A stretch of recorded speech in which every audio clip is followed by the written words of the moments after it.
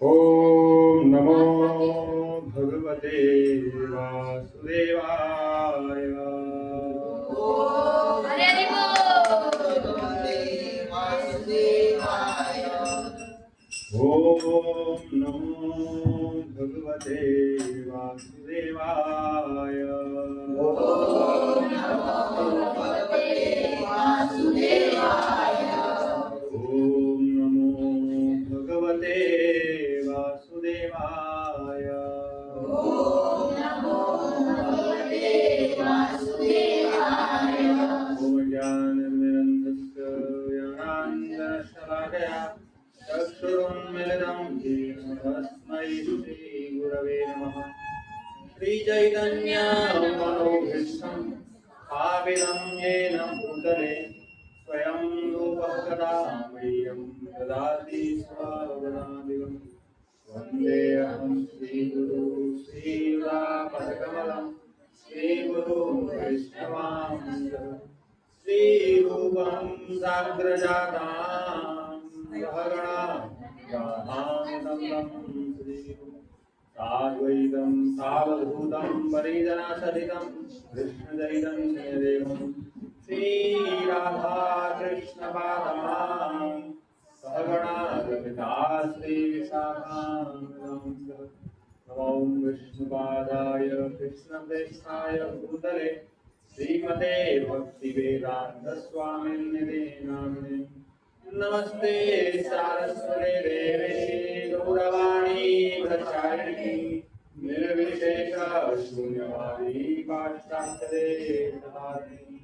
नमो महावदान्याय कृष्णप्रेमप्रदायते कृष्णाय कृष्णचैतन्य नामिने गौरहृषे नमः।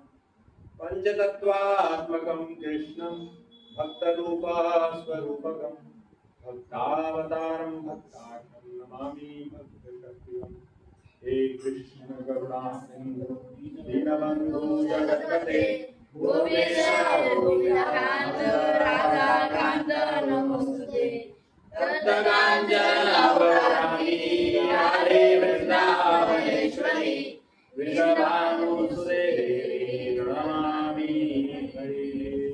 वाञ्छाकल्पतरुभ्यश्च कृपासिन्धुभ्यैव च पतितानां पावनेभ्यो वैष्णवेभ्यो नमो नमः। जय श्री कृष्ण चैतन्य प्रभु नित्यानंद श्री अद्वैत गदाधर श्रीवासादि गौर भक्तवृंद। हरे कृष्णा कृष्णा कृष्णा हरे हरे हरे राम राम राम हरे हरे। हरे कृष्णा कृष्णा कृष्णा कृष्णा हरे हरे हरे राम राम राम हरे हरे। हरे कृष्णा कृष्णा कृष्णा कृष्णा हरे हरे हरे राम राम राम हरे हरे। त्वं करोति वाचालं वंदं गहेलेगे यत्कृपातमहं वन्दे श्रीगुरुदीनतारिणं श्रीचैतन्येश्वरं परमानन्दं। वन्दे वैष्णव वासुदेवं ज्ञान सहस्रचरण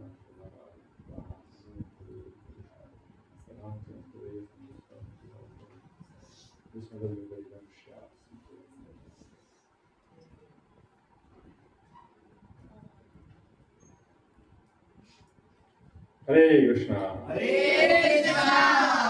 तो पिछले सप्ताह हमने क्या पढ़ा था, याद है किसी को?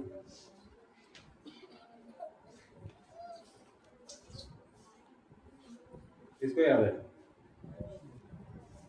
क्या हमने पढ़ा था?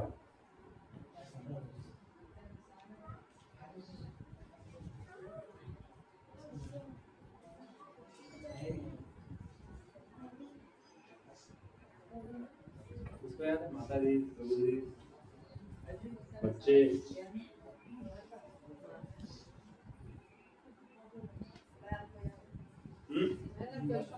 कौन कौन आया था पिछली बार? उससे पूछें। हैं? ये सारे बच्चे थे तब पिछली बार हैं? तो इस बार आया हो ना, अगली बार पूछूंगा, ठीक है? हैं?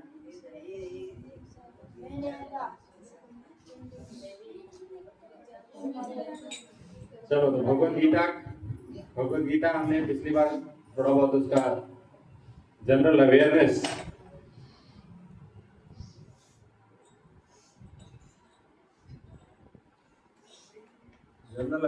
देखा था हमने। भगवत गीता में कितने अध्याय हैं? कितने अध्याय हैं? 18, 34 नहीं, 34 कितने बोल दिया? कितने हैं? 18 अध्याय हैं? भगवत गीता कितने समय में बोली गई थी? 45 मिनट्स, यस 45 मिनट्स। और भगवत गीता किसने बोला?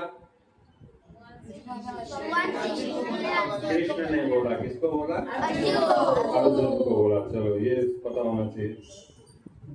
भगवत गीता, भगवत यानी भगवान, गीता भगवान ने बोला, भगवान ने गीत के रूप में बोला, श्लोकों के रूप में बोला, तो इसका नाम पड़ा भगवत गीता। देन तो हम तीसरा अध्याय, पहला अध्याय में कितने श्लोक हैं? 46। दूसरे अध्याय में 70, हाँ दूसरे अध्याय में 72 श्लोक हैं। और तीसरा अध्याय हम पढ़ रहे हैं। तीसरे अध्याय में कितने श्लोक हैं वैसे? 43 हैं। तीसरे अध्याय में 43 है। हम तीन श्लोक हमने देखे थे पिछली बार। तो इसका शीर्षक क्या है? थर्ड चैप्टर का नाम क्या है? थर्ड चैप्टर का कर्म योग, यानी कर्म करना है कैसे? योग की तरह। योग का अर्थ क्या है? योग का क्या अर्थ है? कौन बताएगा? योगा करते हो सब? हैं? प्राणायाम, कपालभाति, अनुलोम विलोम, योग। वो योग है किसको स्वस्थ रखने के लिए? इस शरीर को स्वस्थ रखने के लिए, है ना? तो वो योग करेंगे तो उससे क्या स्वस्थ रहेगा? हमारा शरीर स्वस्थ रहेगा। लेकिन ये योग करेंगे जिसमें भगवान सम्मिलित है, तो उससे क्या स्वस्थ रहेगा? मन स्वस्थ रहेगा। आत्मा का भोजन। अभी हम क्या कहते हैं, प्रोग्राम के बाद प्रसादम होगा, तो प्रसादम से किसको एनर्जी आएगी? शरीर को आएगी, शरीर को आएगा।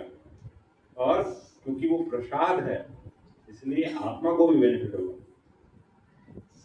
तो प्रसाद के 2 फायदे हो गए। नॉर्मल खाना हम खाते हैं उससे केवल शरीर का ही फायदा होगा, आत्मा को फायदा नहीं होगा। लेकिन जब प्रसाद खाते हैं तो क्योंकि वो भगवान को अर्पण किया गया है, उसमें भगवान की कृपा है, तो वो जब हम खाएंगे तो उससे शरीर को तो ताकत मिलेगा ही, लेकिन आत्मा को भी बल मिलेगा। आत्मा को बल मिलने से क्या होगा? आत्मा को बल मिलेगा तो क्या होगा? शरीर को बल मिलेगा तो क्या होगा? काम हम अच्छे से कर सकते हैं, शरीर स्वस्थ है तो पढ़ाई अच्छे से कर सकते हैं, अपना काम जो भी हम है अच्छे से कर सकते हैं। उसी प्रकार अगर हमारी आत्मा अगर स्वस्थ है तो हम सही बुरे में फर्क समझ सकते हैं, क्या हमारे लिए सही है, क्या हमारे लिए गलत है। वो शरीर ताकत होने से नहीं समझ में आएगा, लेकिन जब आत्मा स्वस्थ रहेगी, आत्मा के लिए हम कार्य करेंगे, हैं? और सबसे बड़ा काम क्या है आत्मा के लिए? हरे कृष्णा कृष्णा कृष्णा हरे हरे, हरे राम राम राम हरे हरे। तो ये है आत्मा का भोजन। किसका भोजन है? आत्मा का भोजन। शरीर का भोजन तो हम लेते हैं 3 टाइम, आत्मा का भोजन भी हमको लेना चाहिए। कौन कौन लेता है आत्मा का भोजन? कितनी खुराक है आत्मा की? कितना कितना खाते हो? खाना हम 3 बार खाते हैं ना? सुबह ब्रेकफास्ट किया, फिर स्कूल गए तो कुछ स्नैक्स भी माँ दे देती है, फिर लंच होता है, फिर शाम को जब बच्चे स्कूल से आते हैं उस टाइम भी कुछ खा लेते हैं, फिर रात में खाते हैं। तो ऐसे तो 4-5 बार हो गया है ना? हैं? तो उसी प्रकार आत्मा को स्वस्थ रखने के लिए हमको क्या करना चाहिए? माला करना चाहिए, जप करना चाहिए। कम से कम 1 माला तो सबने करना चाहिए, ठीक है? 1 माला कम से कम डेली होना चाहिए, हैं? बच्चे भी सुबह 1 माला कर सकते हैं। करते हो? कौन कौन करता है माला? माला कौन कौन करता है? हाँ, तो ये माला क्या है? जो नहीं करते हैं उनको करना चाहिए, स्टार्ट कर सकते हैं। अभी चतुर्मास चल रहा है, तो इसमें हम कोई भी भक्ति में कार्य करेंगे वो बहुत ज्यादा हमको फायदा देगा। तो भगवान इस चैप्टर 3 में जो हमारा जो तीसरा अध्याय है भगवद गीता का, इसमें बताते हैं अर्जुन को कि हमें कर्म कैसे करना चाहिए, हमें कैसे कार्य करना चाहिए, है? इसलिए इसका नाम रखा है कर्म योग। तो फर्स्ट जो श्लोक है इस चैप्टर का, तीसरे अध्याय का पहला जो श्लोक है, भगवान दूसरे अध्याय में, हमने पिछले भी चर्चा किया था कि भगवान दूसरे अध्याय में अर्जुन को बताते हैं कि आपको युद्ध करना चाहिए। अर्जुन युद्ध नहीं करना चाहते थे, है ना? क्यों नहीं करना चाहते थे?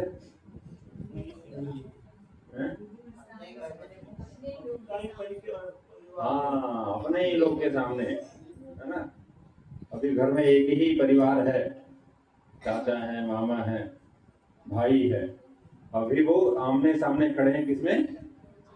लड़ाई करने के लिए, युद्ध करने के लिए। और ऐसा केवल हाथ पैर खींच रहे, ऐसे नहीं। कैसी लड़ाई? जान से मारने वाली लड़ाई, है ना? तो इसीलिए वो क्या हो जाते हैं? वो दयालु हो जाते हैं, बोलते हैं कि मैं ये नहीं कर पाऊंगा। फिर भगवान को फिर बहुत सारा ज्ञान देते हैं, उनको बताते हैं कि भाई आत्मा मरती नहीं है ना? आत्मा को मारा नहीं जा सकता, आत्मा को काटा नहीं जा सकता, आत्मा का ज्ञान देते हैं। तो इसको बोलते हैं देन फिर बुद्धि योग, भक्ति योग के बारे में थोड़ा बहुत बताते हैं। फिर बताते हैं कि जो भक्ति योग में जो व्यक्ति स्थित है, स्थित प्रज्ञ, उसके क्या लक्षण है, और उसके बाद फिर ये सब बता के भगवान चुप हो जाते हैं। फिर अर्जुन प्रश्न करते हैं। तो भगवान अर्जुन को बताते हैं कि आपको बुद्धि योग यानी भक्ति योग करना चाहिए, और सकाम कर्म भी करना चाहिए। सकाम कर्म यानी पिछली बार क्या है सकाम कर्म बताए थे? सकाम कर्म का अर्थ क्या है? सकाम कर्म का अर्थ क्या है? सकाम यानी हम जो काम करेंगे उससे कुछ हमें मिलेगा, है ना? हम जो काम करेंगे, हम जो पढ़ाई कर रहे हैं, पढ़ाई हम कर रहे हैं तो फल क्या मिलेगा? सर्टिफिकेट मिलेगा, भाई 10th पास हो गए, 12th पास हो गए, ग्रेजुएशन हो गया, है ना? तो जो भी हम फल चाहते हैं, जो भी हम काम कर रहे हैं, जैसे व्यक्ति जो कारखाने में काम करता है वो क्या चाहता है? पगार चाहता है।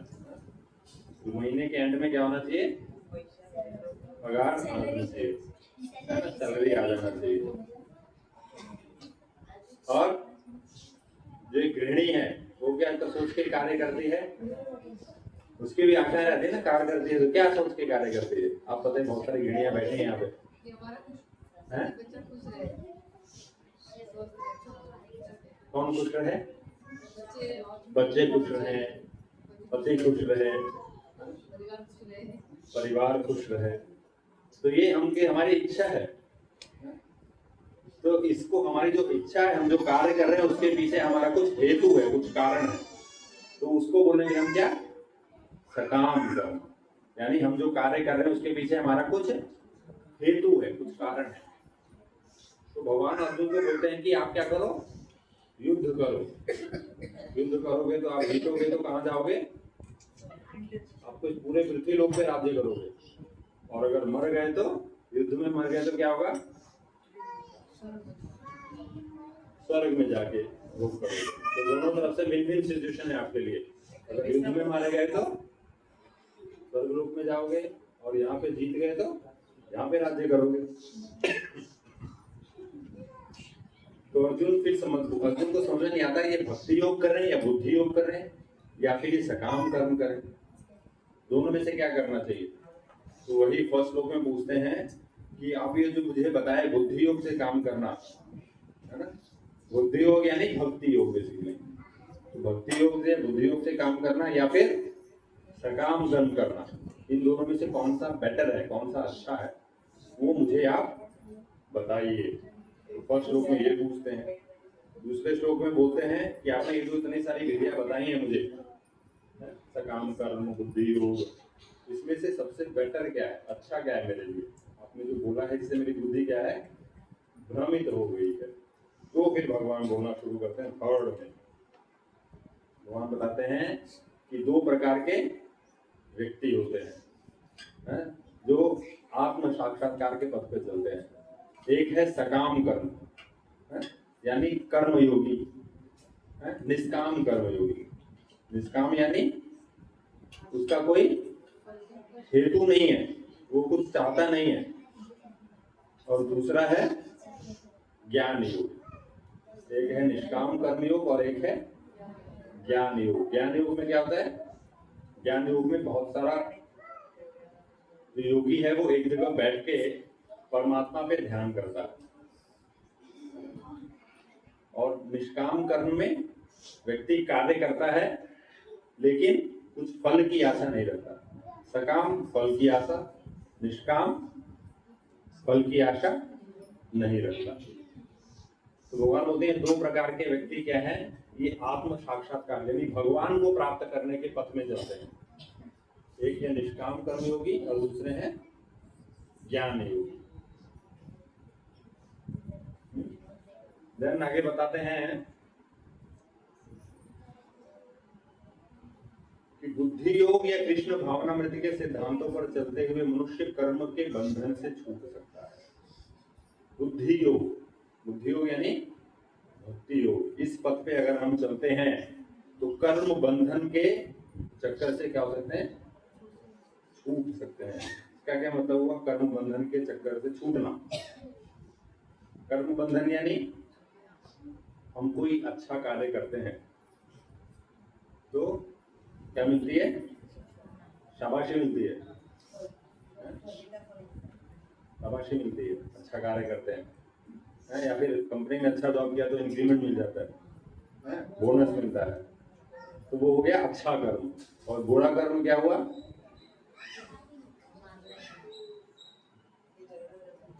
ऑफिस में बच्चे, ऑफिस में जो व्यक्ति कार्य कर रहा है, बॉस से लड़ाई कर लिया है ना, तो क्या होगा,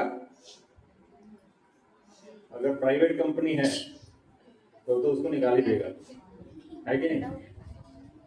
और गवर्नमेंट जॉब है तो उसको ट्रांसफर कर देगा, है कि नहीं। तो प्राइवेट जॉब में निकाल सकता है, गवर्नमेंट जॉब में ट्रांसफर कर देगा। तो ये बुरा कर्म है ना। जैसे और भी चोरी हो गया, ये सब हो गया, इन सबके बुरे फल हमको मिलेंगे। चोरी किया तो पकड़ा जाएगा तो कहाँ जाएगा, जेल में जाएगा। ये बुरा कर्म हो गया। तो बुरा कर्म किया तो बुरा फल मिलेगा, अच्छा कर्म किया अच्छा फल मिलेगा। अच्छा फल मिलेगा।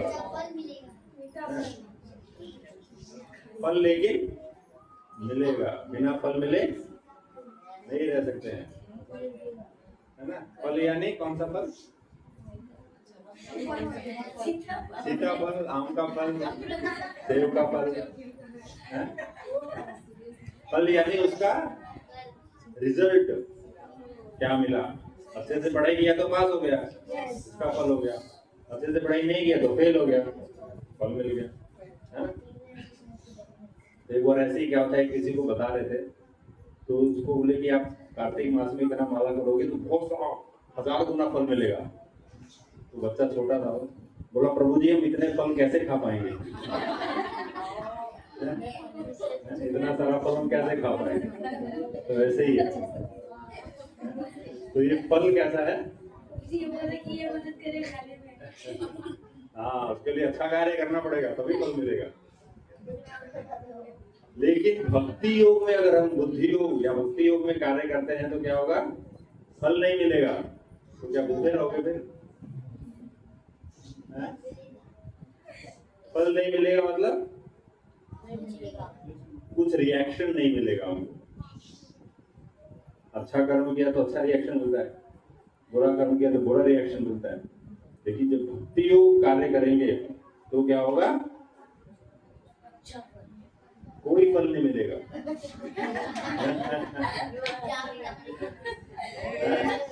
सबसे बड़ा फल क्या है? भगवान की भक्ति, भगवान के चरण कमलों में प्रेम, वो प्राप्त होगा। ये सब अच्छा बुरे से हटके कहाँ चले जाएंगे? भगवान के चरण कमलों में प्रेम प्राप्त होगा, वो है भक्ति योग। तो वही है, कर्म बंधन से छूटने का अर्थ क्या है कि ना अच्छा मिलेगा ना बुरा मिलेगा। क्या मिलेगा? भगवान के चरण कमलों में आश्रय प्राप्त होगा, है ना। जैसे एक उदाहरण हम देख सकते हैं कि एक सोल्जर, सैनिक जो बॉर्डर पे लड़ाई करता है, तो क्या करता है? वो बहुत सारे एनिमी को मारता है, वो, है ना। बंदूक रहती है उसके पास, मशीन गन्स रहती हैं, उनसे वो क्या करता है? एनिमी को मारता है। और फिर उसको क्या मिलता है? मेडल मिलता है, परमवीर चक्र, शौर्य चक्र, वीर चक्र। इससे उसको गवर्नमेंट क्या देती है? उसको सम्मानित करती है ना, क्योंकि उसने बॉर्डर पे शत्रुओं को मारा है।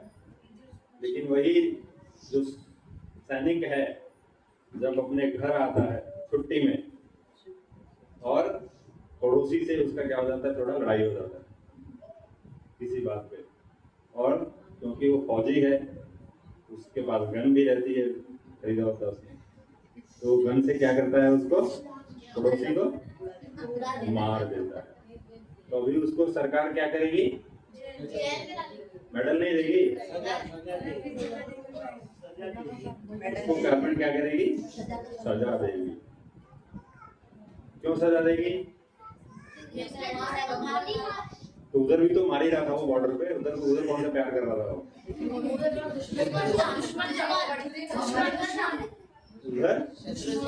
उधर शत्रु था। तो ये यहाँ पे आया, ये भी तो उसका शत्रु हो गया, उसके साथ लड़ाई किया, उसके साथ लड़ाई किया उसने, तो उसके लिए वो शत्रु हो गया। तो शत्रु हो गया तो मार दिया उसने, तो फिर जेल क्यों डाल दिया? हैं? मारो तो उधर भी मार रहा है ना, वो मार रहा है, ये इंडिया का उधर दुश्मन मार रहा है, इधर भी उसका दुश्मन हो गया वो। उसने उधर कुछ बोला होगा, कहना माना नहीं, तो उसने सुनना मेरा दुश्मन है, मार लो इसको, क्योंकि वो इंडिया से बिलोंग करता था। इंडिया में गुस्सा था। उधर इसलिए सरकार उसको सम्मानित करती है क्योंकि वो सरकार के अनुसार कार्य कर रहा है। क्योंकि गवर्नमेंट ने बोला है कि भाई ये बॉर्डर है, यहाँ से अगर कोई आता है तो आपको उसको मारना है। गवर्नमेंट ने बोला, सरकार ने बोला है, और क्योंकि वो सरकार के बोलने के अनुसार कार्य कर रहा है और तो उसको मेडल मिल रहा है। लेकिन यहाँ पे घर पे जब आता है तो उसको सरकार नहीं बोलती है कि तुम मारो। गवर्नमेंट ने बोला नहीं है कि कोई तुमसे लड़ाई करेगा तो उसको गोली मार दो। घर में कहाँ मारना है उसको? बॉर्डर में मारना, घर में नहीं मारना। तो जब वो सरकार के अनुसार कार्य करता है तो मेडल देती है, और जब अपने अनुसार, खुद के अनुसार कार्य करता है तो उसको पनिशमेंट मिलता है, जेल मिलता है। उसी प्रकार जब हम भगवान के आदेश अनुसार कार्य करते हैं तो क्या मिलेगा? मेडल मिलेगा, परमवीर चक्र। तो भगवान के अनुसार कार्य करने का मतलब क्या है? भगवान के अनुसार कार्य करने का मतलब क्या है? भगवान ने बोला है, मन मनावो मद भक्तो मत्याधि माम नमस्तु माम एवैसी सत्यम ते प्रतिजानी प्रियोसि में। मन मनावो मद भक्तो, मेरे भक्त बनो, भगवान ने बोला है। मेरा चिंतन करो, मन मना, मेरा चिंतन करो, मेरे भक्त बनो। मद याजी, मेरी पूजा करो। तो इस प्रकार से जब हम भगवान के आदेश अनुसार कार्य करेंगे तो फिर क्या होगा, माम ए वैसी सत्यम थे, आप मेरे पास आ जाओगे, भगवान बोलते हैं, प्रति जानी प्रियोसी में, क्योंकि आप मेरे प्रिय बन जाओगे। तो जब हम भगवान के कथन अनुसार कार्य करेंगे तो फिर प्रिय बन जाएंगे भगवान के। लेकिन जब हम अपने अनुसार कार्य करेंगे तो क्या होगा, भगवान के प्रिय नहीं बनेंगे, फिर हम वापस आते रहेंगे यहाँ पे मतलब इस भूलोक में वापस जन्म होगा, वापस ABCD सीखना पड़ेगा, वापस 1 2 3 सीखना पड़ेगा, सब वापस करना पड़ेगा। वो भी अगर भगवान की कृपा है, अगर मनुष्य जन्म मिल गया तो अच्छे कर्म किए तो मनुष्य जन्म मिलेगा। लेकिन भगवान बोलते हैं जो भक्ति में मेरे लग गया है, जो मेरी भक्ति शुरू कर चुका है, तो उसके लिए बोनस है। उसके लिए क्या बोनस है, भक्ति में लग गया है वो बोनस है। वो क्या बोनस है, वापस उसको मनुष्य जन्म मिलेगा, ये बोनस है भगवान का। तो जब तक 100% तक व्यक्ति पहुंचता नहीं है और कोई बुरे कर्म नहीं कर रहा, भक्ति में भी लग गया लेकिन वो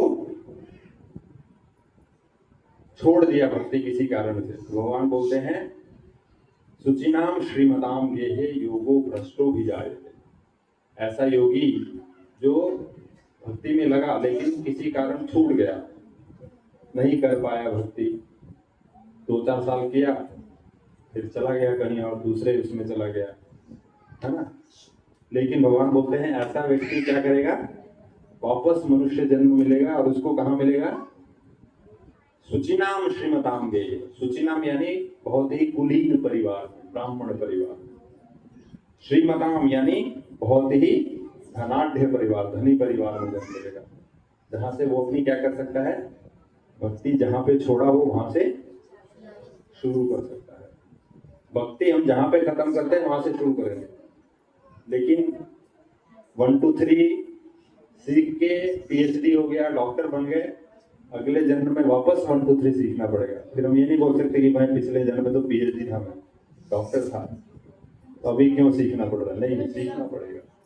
लेकिन अगर भक्ति में क्या है, हम जितना सीख गए 1 से लेकर 2 तक पहुंचे, तो अगले लाइफ में हम 3 से शुरू करेंगे, ऐसा। इसलिए भगवान बोलते हैं जो मेरी भक्ति में लग जाता है वो क्या होता है, कर्म बंधन से छूट जाता है। लेकिन सबसे एक इंपॉर्टेंट लाइन और बोलते हैं इसमें प्रभुपाद, ये जो धर्म है, धर्म दर्शन विहीन धर्म, यानी हम जो धर्म जो ज्ञान है उसमें अगर दर्शन नहीं है, दर्शन यानी पूरा हमको ज्ञान नहीं है, तो क्या है वो केवल लॉजिक है। जो धर्म विहीन ज्ञान है वो क्या है, मानसिक कल्पना। अगर हमको ज्ञान है, धर्म विहीन दर्शन, दर्शन यानी ज्ञान, फिलॉसफी, लेकिन उसमें क्या नहीं है, धर्म नहीं है, केवल हमको किताबी नॉलेज है, धर्म नहीं है, तो क्या होगा, वो मानसिक कल्पना। हम मानसिक कल्पना करेंगे कि भाई ऐसा होता है, ऐसा होता है। लेकिन दर्शन विहीन धर्म क्या है, भावुकता है। थोड़ा कंफ्यूजन हो रहा है इसमें,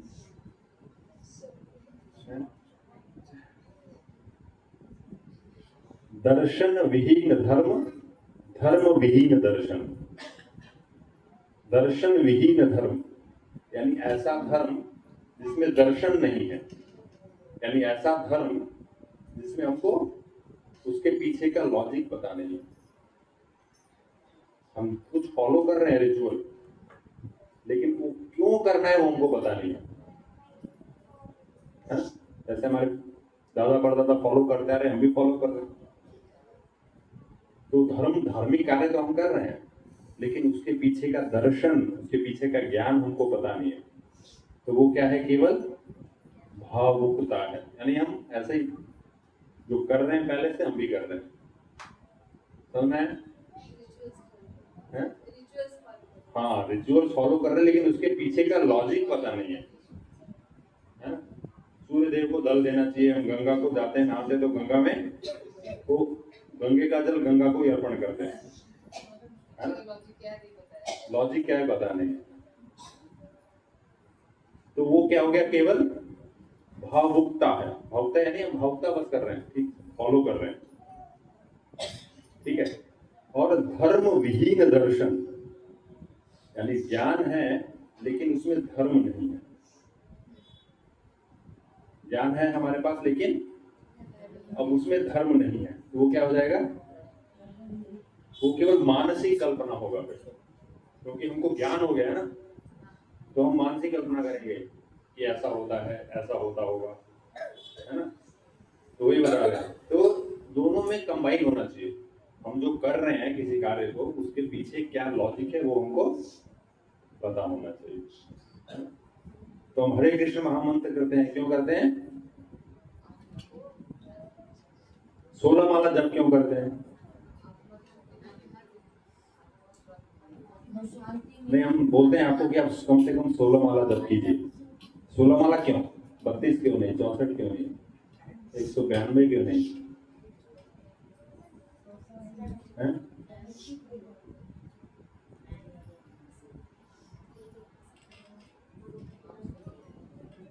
तो इसके पीछे लॉजिक है आचार्यों का जो इंस्ट्रक्शन है। तो प्रभुपाद ने बोला कि आपको 16 माला जप करना चाहिए। एक्चुअली प्रभुपाद ने बोला था 64 माला करना है। प्रभुपाद ने जब अंतर्राष्ट्रीय कृष्ण भावनामृत संघ की स्थापना की 1965 में, तो उन्होंने अपने शिष्यों को बोला कि आपको क्या करना है, 64 राउंड करना है, 64 माला। तो जो सारे शिष्य थे,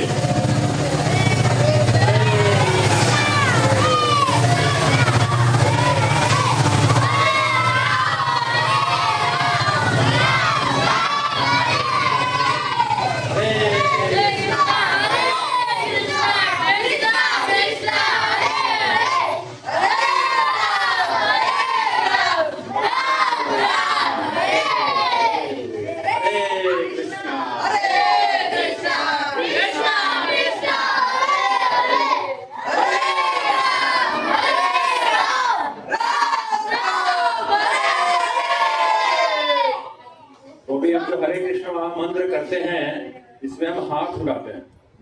क्यों हाथ उठाते हैं? एक रिचुअल है ना, हाथ उठाते हैं। तो हाथ क्यों उठाएं? क्या जरूरत है हाथ उठाने की?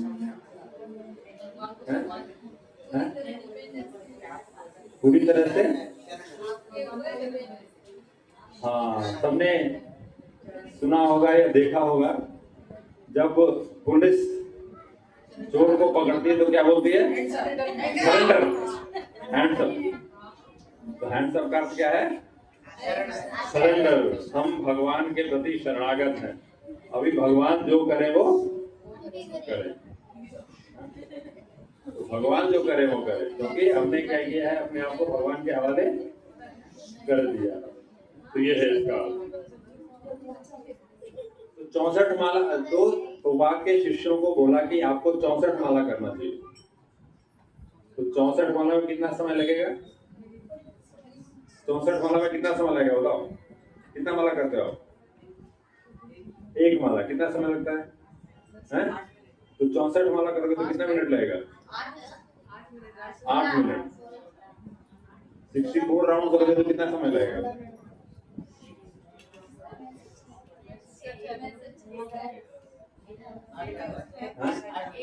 8 घंटा, करीब 8 आवर्स। तो 24 घंटे में से 8 घंटा माला ही करते रहेंगे, हैं? तो क्योंकि वेस्ट में थे, पश्चिम देश में, तो बोला कि प्रभुपाद हम 8 घंटा माला करेंगे तो काम कब करेंगे? हैं? तो प्रभुपाद ने बोला कि ठीक है, 32 माला करो कम से कम। तो भक्तों ने बोला नहीं प्रभुपाद 32, 4 घंटे, 4 घंटे भी बहुत है, इतना सारा काम है विदेशों में, है? ये सब बहुत ही और कार्य करने हैं। तो प्रभुपाद ने बोला ठीक है, कम से कम 16 माला, इससे कम नहीं होगा। तो 16 माला क्यों करते हैं? क्योंकि प्रभुपाद ने बोला। अदरवाइज प्रभुपाद से पहले अगर हम भक्ति में आते गौड़ी मठ में तो 64 माला हमको करना होता, तब जाके दीक्षा प्राप्त होता है ना। तो अभी प्रभुपाद की कृपा से 16 माला में ही 2 घंटे में ही हो जा रहा है। तो इसलिए 16 माला करते हैं। तो इसलिए 16 माला तक हमको पहुंचना है, जो नहीं पहुंचे हैं 1 माला 2 माला 3 माला 4 माला है, ऐसे करते करते 16 तक पहुंचना है। जैसे first second third fourth fifth six seven 8 9 10 11 12 ऐसे ग्रेजुएशन तक पहुंचते पहुंचते 15 साल लग जाते हैं ना। तो 15 साल नहीं लगाना है हमको 16 माला पहुंचने के लिए है। 15 साल नहीं लगना चाहिए। कितना साल लगना चाहिए? 1 से 2 साल। 2 साल में कम से कम हमको 16 माला तक पहुंच जाना चाहिए।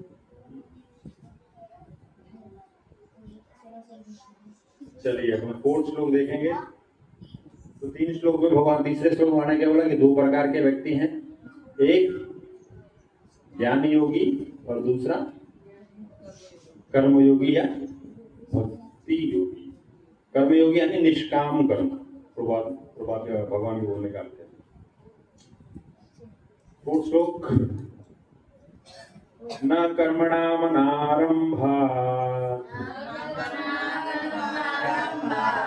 नैष्कर्म्यं पुरुषोऽश्नुते न च सन्न्यसनादेव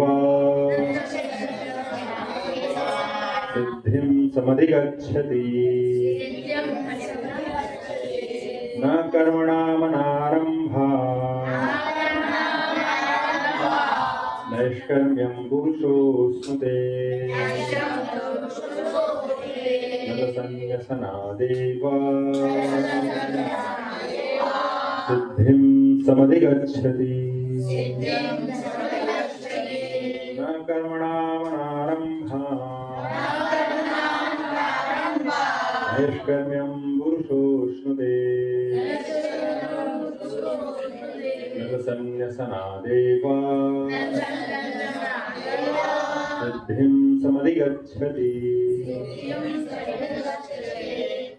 वर्ड ट्रांसलेशन श्री प्रभुपाद के द्वारा, श्री प्रभुपाद की इच्छा।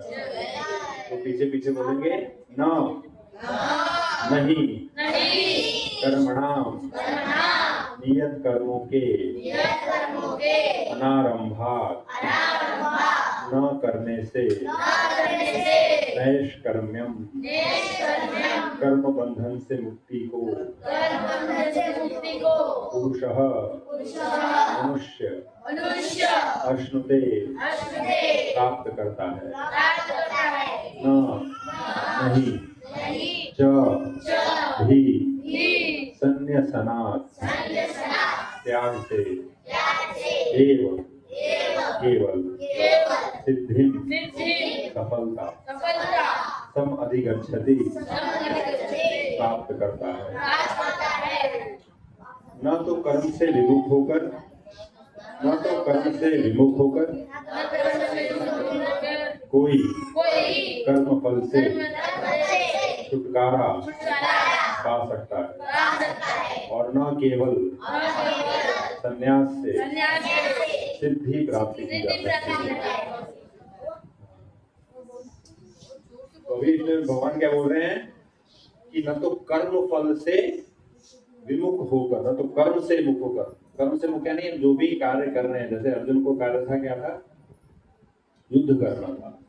तो अभी अर्जुन अपने कर्म से क्या हो रहे थे? वो विमुख हो रहे थे, वो युद्ध नहीं करना चाह रहे थे। भगवान बोल रहे हैं न तो कर्म से विमुख होकर, कर्म से विमुख होकर यानी कर्म नहीं करने से। तो कर्म नहीं करने से कोई कर्म फल से छुटकारा नहीं पा सकता है। अब जैसे अर्जुन का कर्तव्य है युद्ध करना, अर्जुन बोले मैं युद्ध नहीं करूंगा, तो कर्म फल मिलेगा नहीं मिलेगा? क्यों नहीं मिलेगा? भगवान बोल रहे हैं कि आप कर्म नहीं करोगे तो कर्म फल से छुटकारा नहीं मिलेगा। छुटकारा नहीं मिलेगा तो कर्म फल मिलेगा। कर्म नहीं करने से भगवान बोल रहे हैं कि ऐसा नहीं है कि आप अगर अपना कर्म नहीं करोगे तो आपको कर्म फल नहीं मिलेगा। अर्जुन यही चाहते थे ना कि मैं युद्ध नहीं करूं तो मुझे कर्म फल नहीं मिलेगा, पाप नहीं लगेगा। भगवान ये बोल रहे हैं कि ऐसा नहीं है कि अगर आप अपना कर्म नहीं करोगे तो कर्मफल नहीं मिलेगा, यानी कर्मफल से छुटकारा नहीं होगा। कर्मफल, कौन सा कर्मफल मिलेगा? जो कर्म नहीं किया उसका कर्म। एज ए क्षत्रिय कर्तव्य है युद्ध करना, तो युद्ध नहीं कर रहा है मतलब अपना कर्तव्य नहीं कर रहा है, तो उसका फल मिलेगा ही, क्योंकि अपना कर्म नहीं कर रहा है। तो वही हम बोल रहे हैं कि ऐसा नहीं कि कर्म नहीं करने से फल नहीं मिलता है, कर्म नहीं करोगे तो भी फल मिल जाएगा। है? बच्चों को थोड़ा ठीक है। दूसरा क्या बोलते हैं, और न केवल संन्यास से सिद्धि प्राप्त की जा सकती है। संन्यास का अर्थ क्या हुआ? त्याग देना। जैसे अर्जुन त्यागना चाह रहे थे युद्ध को, युद्ध से संन्यास लेना चाह रहे थे, तो भगवान ने बोला ऐसा नहीं है कि आप संन्यास ले लोगे यानी युद्ध नहीं करोगे तो आपको सिद्धि प्राप्त हो जाएगी, है ना। ऐसा नहीं कि आप अपने युद्ध करो नहीं करो और युद्ध नहीं करके संन्यास ले लो युद्ध से। संन्यास का अर्थ यहाँ पे है कि युद्ध नहीं करना, अपना कार्य नहीं करना, अपने कार्य को छोड़ के उस कार्य से संन्यास लेना, तो भी क्या होगा? सिद्धि प्राप्त नहीं होगी आपको। सिद्धि यानी जो उसका फल प्राप्त होना है ना। आप सोच रहे हो कि मैं अपना युद्ध कार्य नहीं करूंगा तो क्या होगा? इन सब को मैं बचा लूंगा, है ना, नहीं मारूंगा उनको, ये सब बच जाएंगे और मुझे क्या होगा? सिद्धि प्राप्त हो जाएगा, मैं इस कर्म फल में नहीं बदलूंगा। तो ऐसा भी नहीं है कि हमें अपना कार्य तो करना ही है। भगवान यही नेक्स्ट श्लोक में बताते हैं कि नहीं कश्चित क्षणमपि, बोलिए एक साथ, नहीं कश्चित क्षणमपि जातु तिष्ठति कर्मकृत् कार्यते हि वशः कर्म सर्वः प्रकृतिजैर्गुणे। काम तो हम, कार्य तो हम छोड़ नहीं सकते हैं। वहां बताते हैं कि न ही कश्चित क्षणमपि, एक क्षण भी, एक क्षण का अर्थ क्या हो गया? एक सेकंड भी, एक सेकंड भी कोई बिना कार्य के नहीं रह सकता है ना। कार्य करेंगे, है ना, क्योंकि जीवात्मा का एक्चुअल नेचर क्या है? कार्य करना। तो इसलिए कोई बैठा है तो भी क्या हो रहा है? वो भी कुछ कार्य कर ही रहा है। क्या कार्य है वो? बैठने का कार्य। तो कुछ नहीं करने पे भी, क्योंकि बिना कार्य किए कोई रह नहीं सकता है। हमको नेचर वाइज एक जगह बैठ नहीं सकता है ना। इसलिए आप क्या कहते हैं,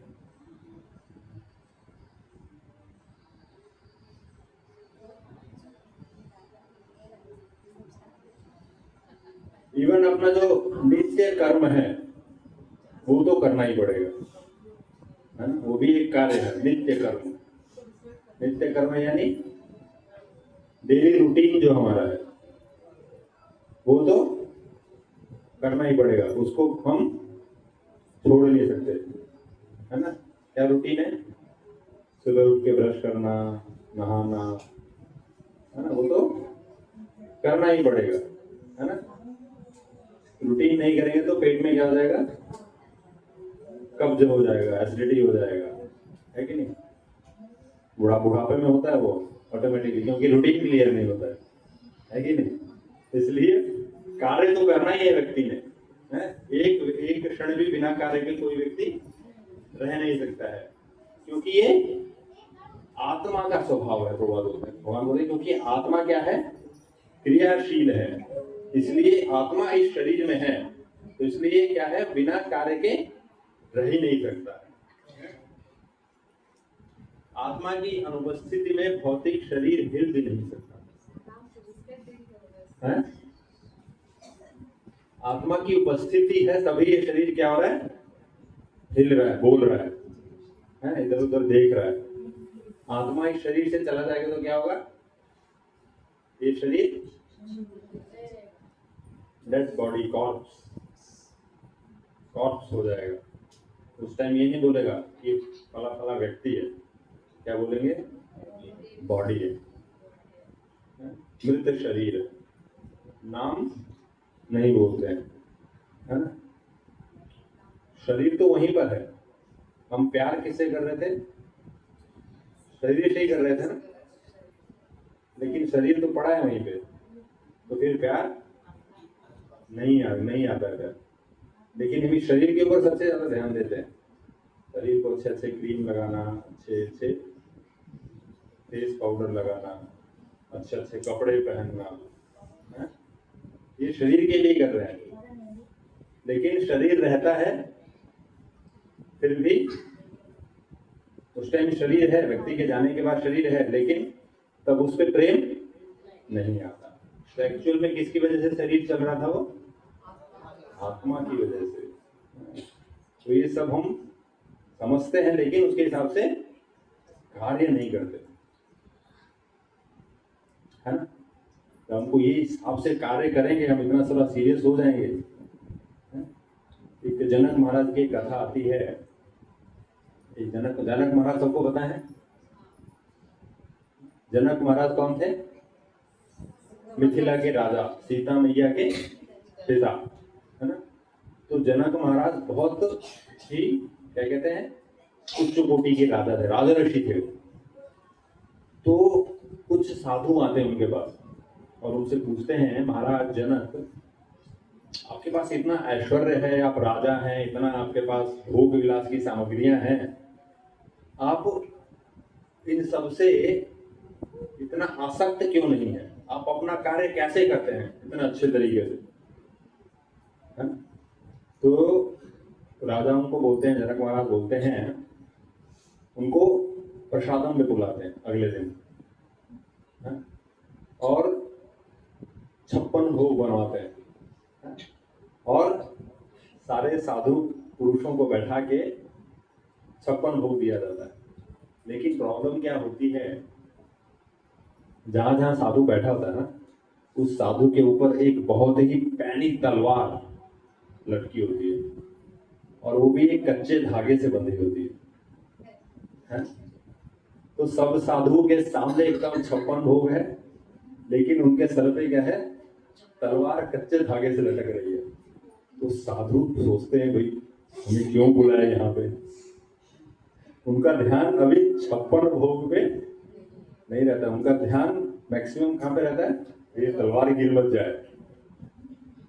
तो क्योंकि राजा ने बुलाया है तो प्रसाद तो लेते हैं वो, लेकिन जब सब प्रसाद हो जाता है उसके बाद वो एक कोई ऋषि पूछते हैं, महाराज एक बात पूछूं मैं? बोला हाँ पूछिए। बोला आपने ये हमें प्रसाद में बुलाया, अच्छा है, बहुत बढ़िया। और एक्चुअली राजा पूछते हैं, जनक महाराज पूछते हैं साधुओं से कि कैसा रहा प्रसाद? बढ़िया था। तो तब साधु बोलते कि हाँ प्रसाद तो अच्छा था, लेकिन हमारा ध्यान प्रसाद से ज्यादा हमारे ऊपर तलवार लटक रही थी, उसके ऊपर था। तो हम प्रसाद खा तो रहे थे, लेकिन उतना आसक्त नहीं थे प्रसाद के प्रति, क्योंकि हमारा ध्यान कहाँ था? तो तलवार के ऊपर था कि तलवार गिर मत जाए, क्योंकि तलवार भी कच्चे धागे से बांधी हुई। तो जनक महाराज ने बोला, आपने मेरे से सवाल पूछा था कि मैं कैसे अनासक्त रहता हूँ इन सब भोग विलास के होते हुए भी, है? तो मैं भी यही समझता हूँ कि मृत्यु किसी भी क्षण आ सकती है मेरे पास, मृत्यु की तलवार मेरे ऊपर लटक रही है। तो मुझे ये पता है, इसलिए मैं जो ये कार्य कर रहा हूँ, राज शासन और ये जो भोग है, इनसे मैं अनासक्त हूँ, यानी इनसे मेरा कोई अटैचमेंट नहीं है, मैं आसक्त नहीं हो गया उनके प्रति। श्री जनक महाराज बताते। तो हम भी जब सोचेंगे कि भाई मृत्यु किसी भी क्षण आ सकती है, तो हम क्या करेंगे? हमेशा भगवान को याद रख सकते हैं उस स्थिति में।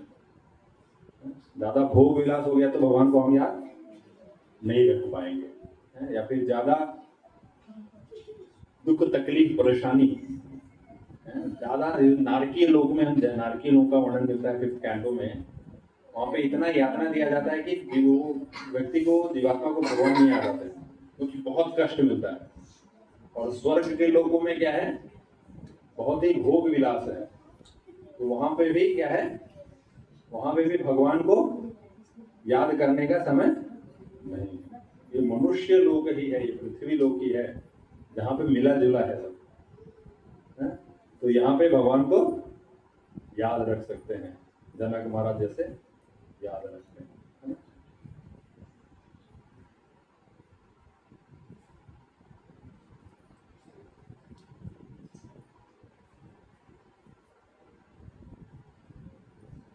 प्रभुपाद आगे बताते हैं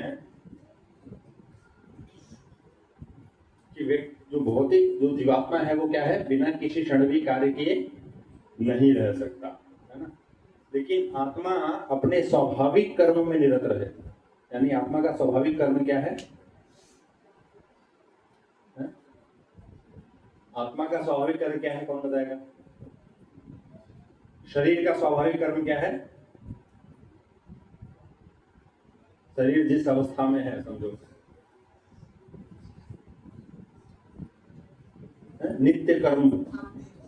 नित्य कर्म यानी जो ब्राह्मण है वो ब्राह्मण कार्य कर रहा है, जो एक विद्यार्थी है वो विद्यार्थी पढ़ाई कर रहा है ना। जो कर्मी व्यक्ति है जो जॉब कर रहा है उसको अपने जॉब में लगा हो, तो वो नित्य कर्म हो गया, वो अपने कार्य कर रहा है ना।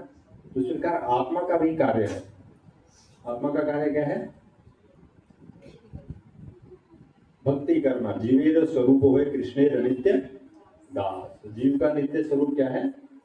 भगवान का दास बनना, भगवान का भक्त बनना, वो है जीवात्मा का स्वरूप। एक इसमें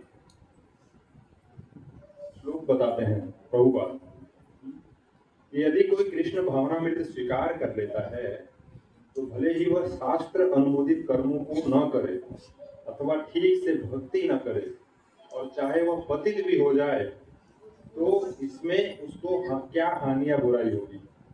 लेकिन यदि वह शास्त्र अनुमोदित सारे कार्य करे और कृष्ण भावना भावित न हो तो ये सारे कार्य उसके किस लाभ के। त्यक्त्वा स्वधर्मं चरणाम्बुजं हरे भजन अपक्ववत्पते ततो यदि यत्र कामां भद्र भूतमुष्यकिं को वार्थ आप्तो भजताम स्वधर्मतः। इस श्लोक का कि त्यक्त्वा स्वधर्मम, अपना धर्म क्या किया उसने? त्यक्त्वा, छोड़ दिया।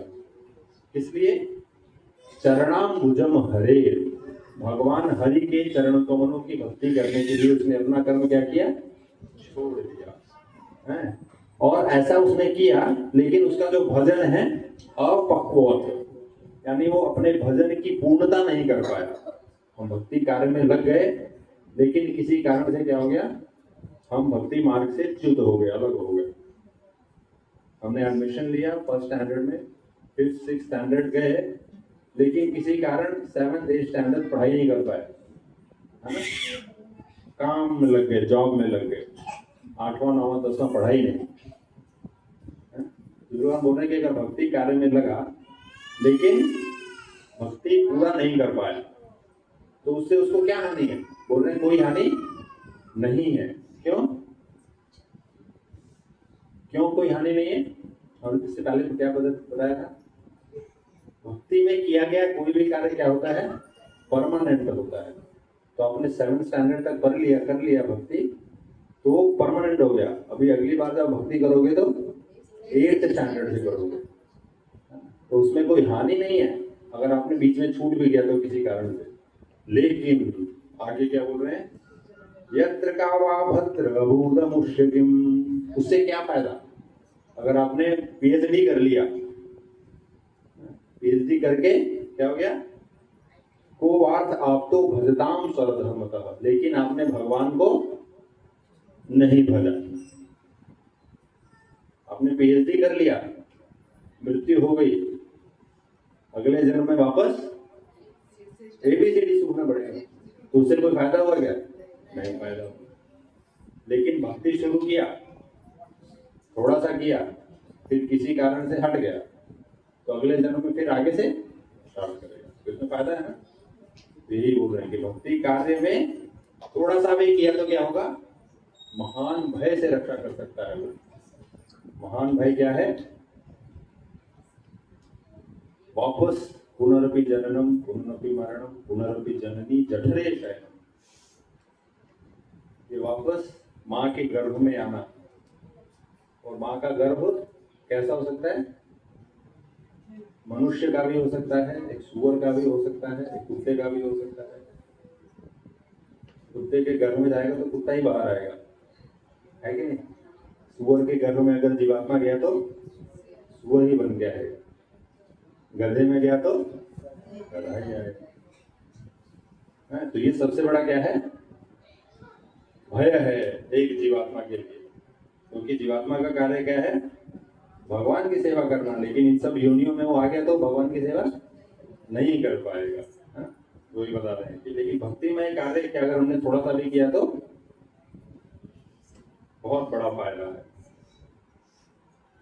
इसके साथ ही हम आज की कक्षा को समाप्त करेंगे। 3, 4 और 5 2 श्लोक आज हमने देखे।